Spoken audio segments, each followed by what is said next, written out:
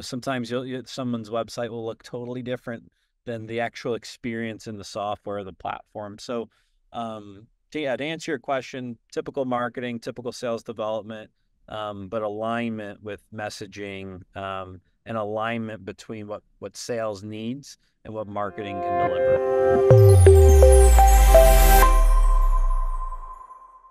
Welcome back to another installment of the Next Gen Case Study Series. On today's episode, I have with me Brian Liebel, who is the Director of Sales Development at Ambition, where he focuses on sales enablement and performance management, helping sales teams achieve their goals through AI-driven coaching solutions.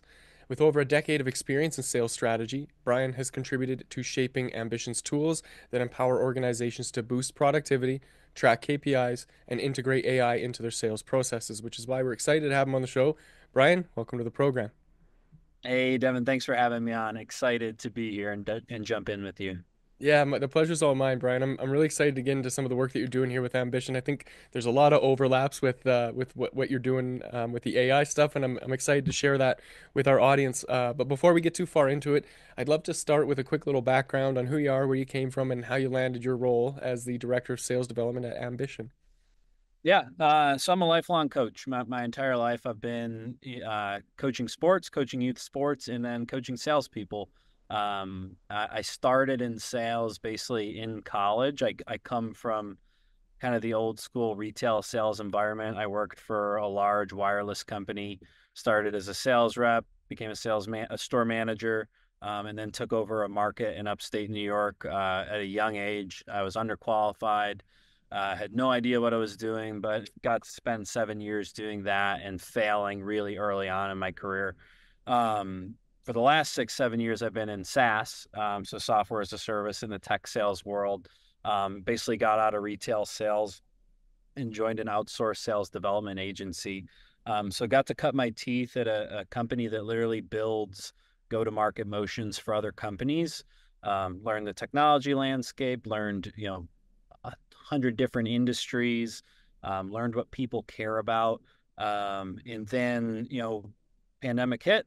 The world got crazy, and in the middle of all that, I found Ambition, who was actually a customer of that outsourced sales development agency I used to work for, and had the fortune of joining a team that we built over there and kind of grew our team as I came over here and have been here for 4 years now. So outside of just sales, which is essentially all I've ever done in my life, I mentioned earlier I coach a travel basketball program as well. I've been doing that for 10 years.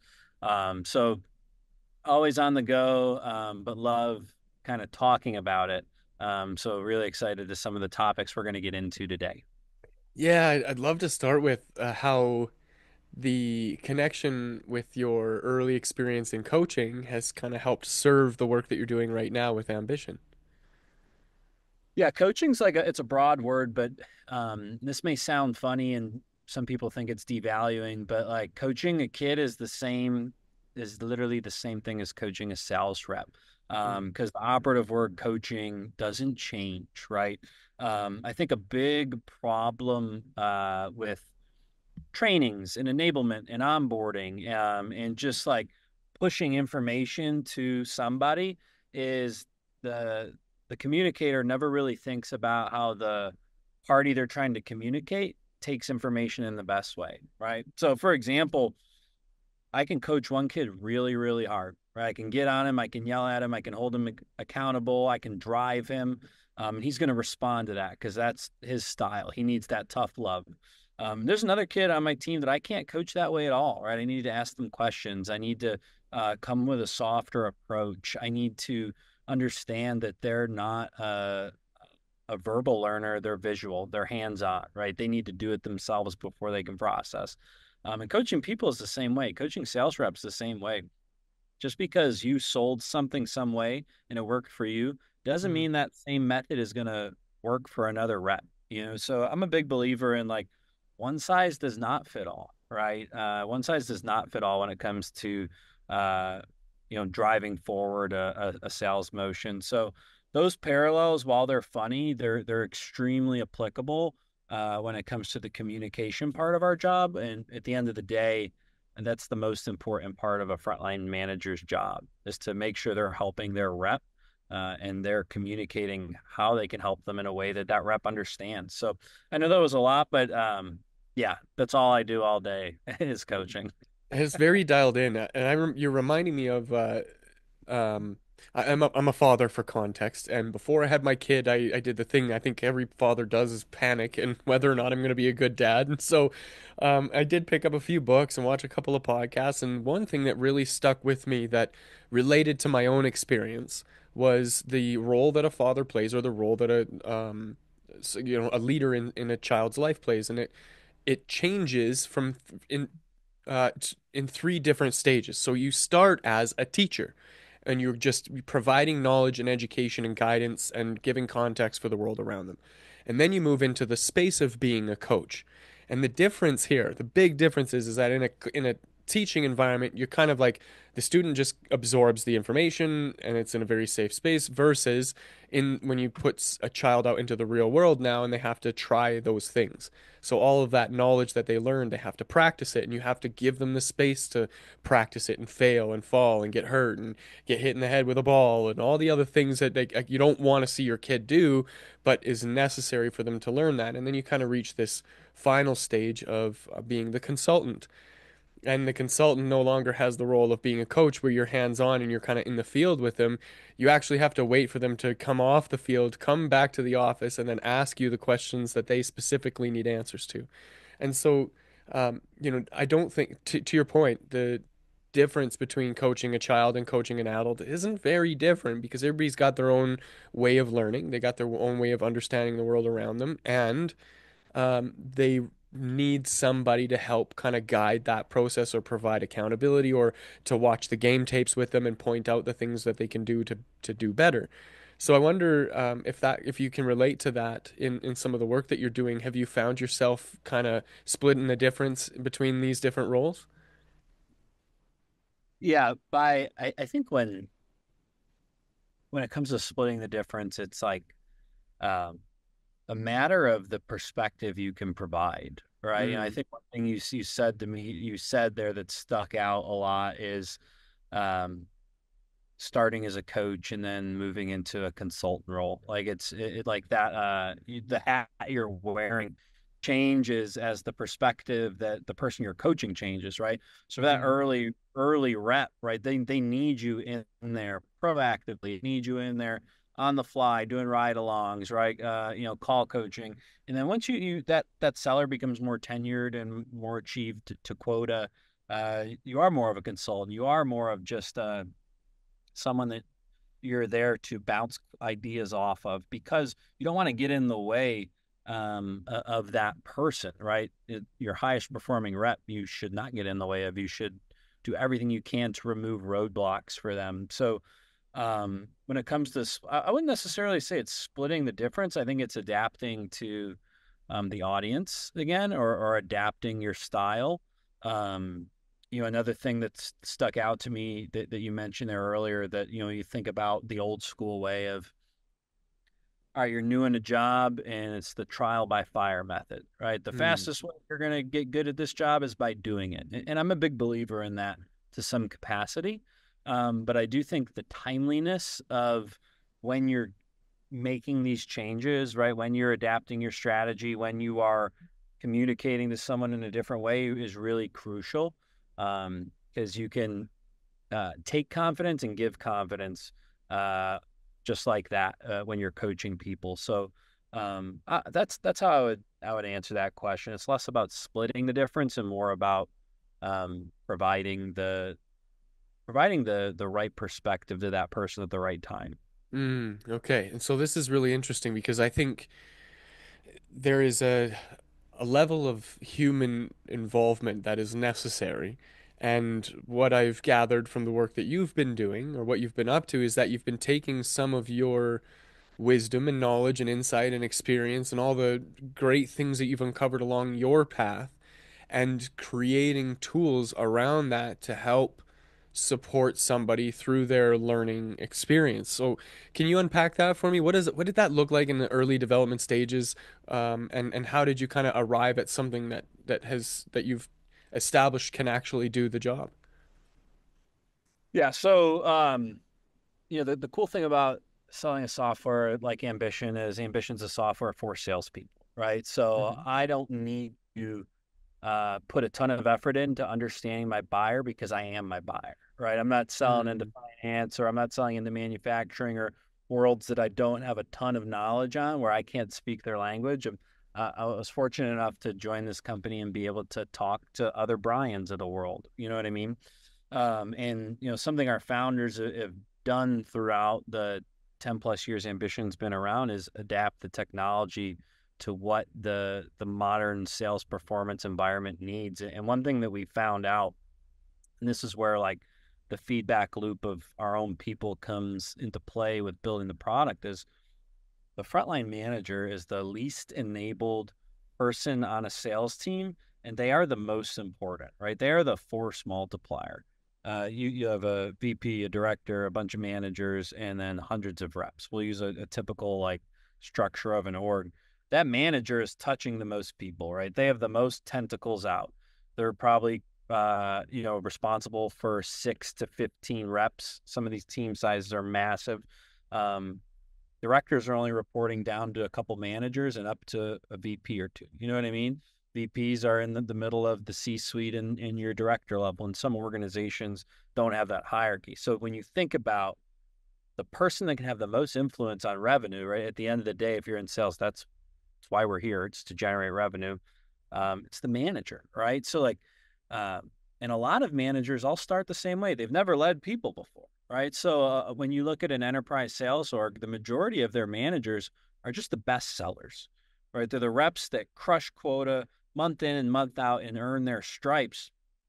And a big misconception in sales is like, just because you're a good seller doesn't mean you're going to be a good leader, right? That doesn't mean you're going to be a good people leader. So, a lot of our findings and learnings over the past 4 years that I've been here have been around how do we arm those people, right? Those managers that need help, that don't know what to do with tools and technology that are going to help them be the best they can be on day one, right? They don't have to go through the learning curve of having a tough conversation at the wrong time, maybe writing a rep up they shouldn't have written up, not knowing how to support or stay organized, not knowing how to build development plans for their reps. Like there's so much that goes into people leadership that you just don't know on day one if you got promoted from being a super rep. So um, uh, I'll end the ramble, but to get into some specifics, two things we're doing right now to do that are using AI to give managers basically the answers to the test when it comes to the one-on-one coaching interaction, and then giving managers the ability to spend more time coaching and not being data analysts. Right, your frontline sales managers shouldn't be these operational data analysts that need to have a degree, right, in algebra. Right, the data should be simple for them to understand and interpret. And often large orgs don't arm their managers with simplified data, right? Simplified visibility into like those KPIs that matter. So those are two things that we're doing right now. AI to help managers be great in one-on-one coaching interactions, and then we're giving them data insight so they don't have to spend time in reports and be more with their people. Okay, so forgive me for this. I don't mean to simplify it or oversimplify it, but what it sounds like to me is that this tool, the thing that you're selling, the project that you're working on here is to allow the managers of sales teams to be able to more effectively and efficiently watch the game tapes and help people improve on their processes so that they can be more effective in deploying their own sales strategies and tactics. Is that accurate? Yeah, simple is good. So that is the simplified distilled version of that. Okay. And so what what in the game tapes do you look for as metrics to help somebody improve? And like I'll use this as an example. If Michael Jordan's coach was to watch me throw a basketball at a net, he would see that my elbow flares out. He would see that my pelvis is twisted in the wrong direction. He would see that my foot stance is not powerful enough. And so they would use that information to help me put my feet where they belong, tuck my elbow in, and turn my body so that I'm square. So these are things that we help coach When it comes to sales, it's more intangible. It's a little bit more difficult because it's human, it's relationship based.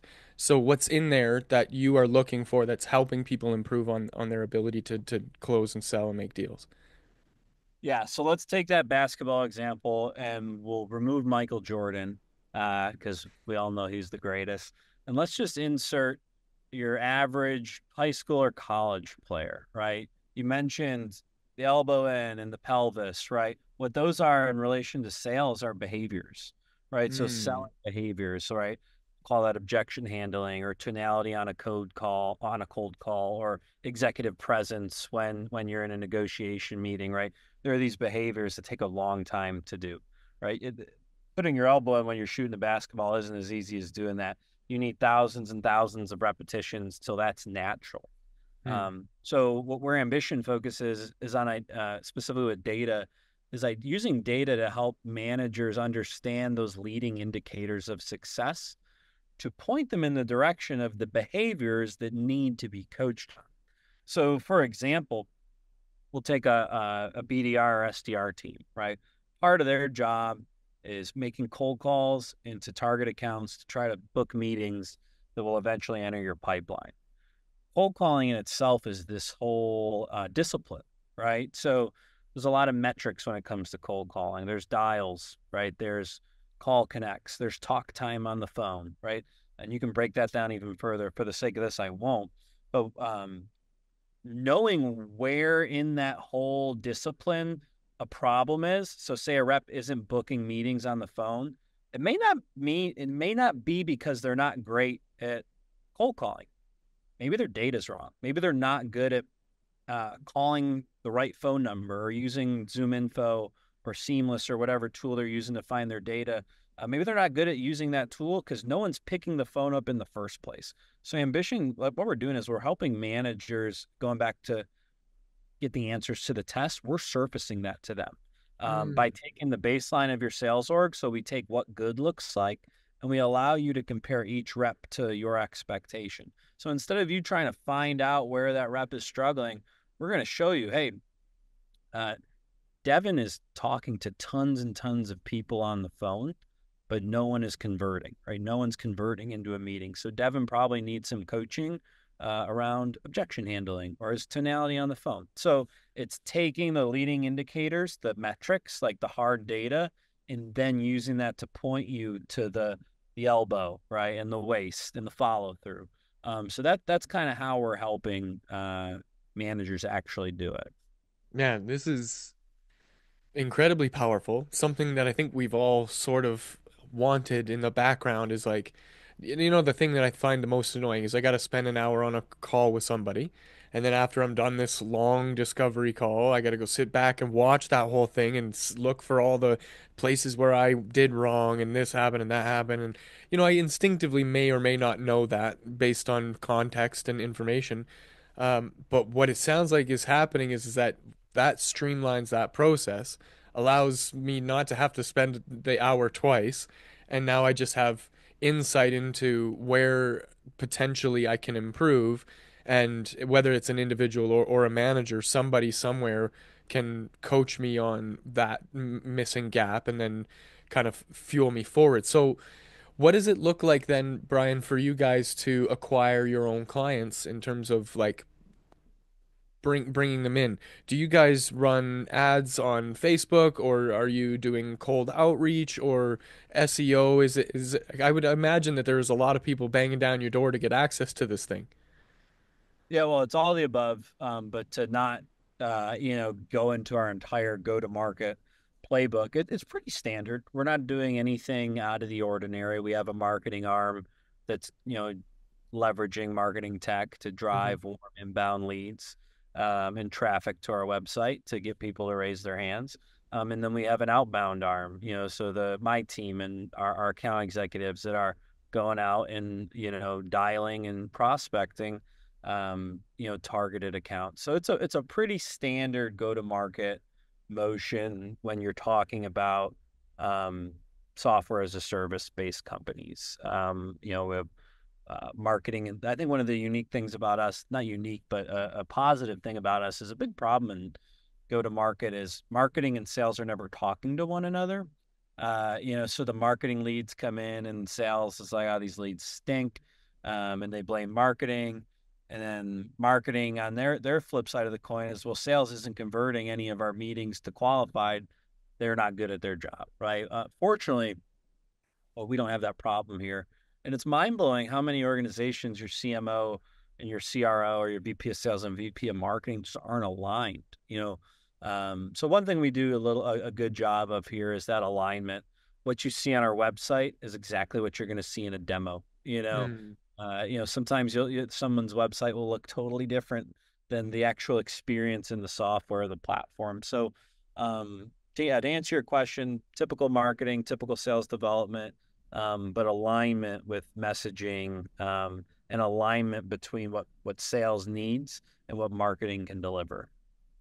Yeah, so that's a big problem, and I'm so glad that you kind of took it there. Is that disconnect between the sales and the marketing? Because marketing has so many inbound or outbound pipelines, then they all have varying degrees of messaging. If on inbound you're looking to schedule demos, and on outbound you're looking to find and connect with the right person. There's two completely different functions that the sales team has to now be prepared to handle.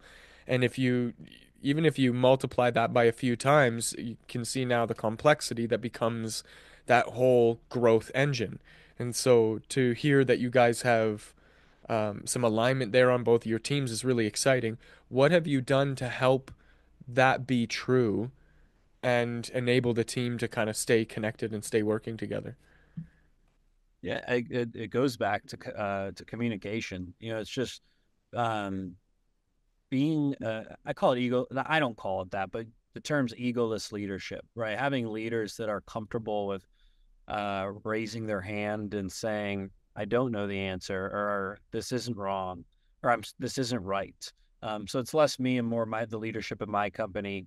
There's no ego, right? No one's upset that a number, and we're upset a number isn't hit, but no one acts like they know the answers to the test.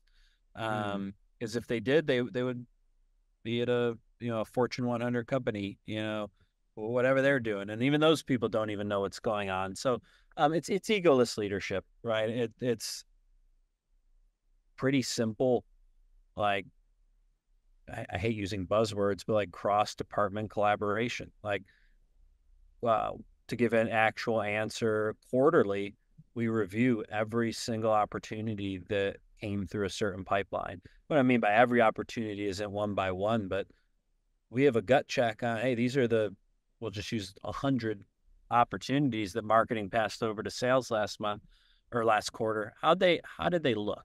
Mm. Let's break them down. What are the heuristics of these things? Like how does this actually look? Like, yeah, maybe 50% of them converted, pipeline's been generated, but of all those opportunities, how many were inbound versus outbound? How many were at the executive level? How many, you know what I mean? Like what Right. kinds of companies? So there's a constant feedback loop. There's cross departmental collaboration, and then the egoless leadership above that allows those working sessions, to be productive because no one's defensive, right? Mm. Sales is raising their hand and saying, "Yeah, we did a bad job last quarter in converting. So and so was just got back from maternity leave. So and so just went through a pretty tough thing going on at home. Whether you want to call it an excuse or not, we walk through like sales dropped the ball this quarter, marketing dropped the ball last quarter. So um, that seems like another ramble, but uh, it's a very uncommon in organizations for leaders to be comfortable with that. Because if your guard is up, you can't really move the ball forward because you're not showing your full hand, and it's really hard to identify the actual problem. When you're showing your full hand and your defenses aren't up, it's very easy, right? Using data to see where the bottleneck is or where the problem is, and the answer is different. The answer may be harder to get to. Mm-hmm. Uh, you got to find the problem first before you can come up with an answer. Yeah, I love the separation between, hey, I'm a person that works in this business, you're a person that works in this business. Neither one of us are the problem.